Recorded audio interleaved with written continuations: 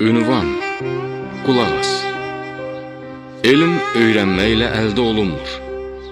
O bir nurdur ki, Allah onu istədiyi bəndənin qəlbinə salar. Elm istəyirsənsə, əvvəlcə Allaha qul olmağın həqiqətinə varmalısan. Elmi ona əməl edərək istəməlisən. Və Allahdan istə ki, sənə dərk etdirsin. Bəs qul olmağın həqiqəti nədir? Qul, Allahın ona verdiklərini özününkü bilməməlidir. Çünki qulların heç nəyi olmur.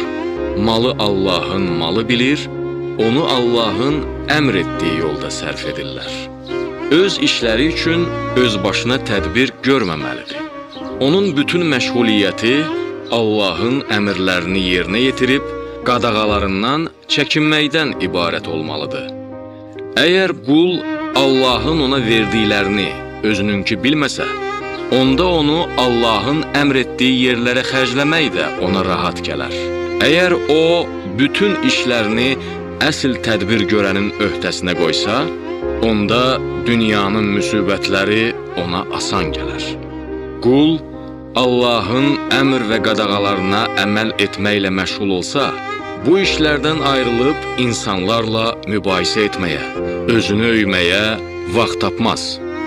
Allah bir bəndəyə bu üç şeyi lütf etsə, artıq dünya, iblis və insan da olmaqla bütün yaranmışlar onun gözündə kiçilər. Daha var dövlət artırıb, övünmək üçün dünyaya tamah salmaz. Üstünlük üçün insanların əlində olana göz dikməz və günlərini puça sərf etməz. Bu, təqvanın ilk pilləsidir.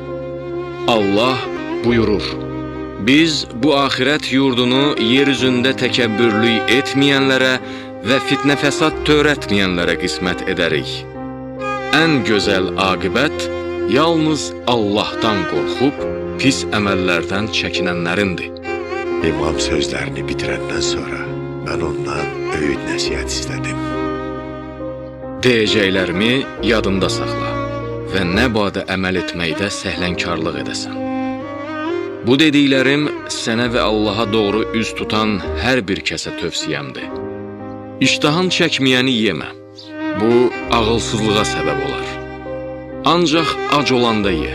Yeməyinə də haram qatma və yeməyə başlayanda Bismillah de. Peyğəmbərin hədisini unutma. Allahın salamı ona və ailəsinə olsun.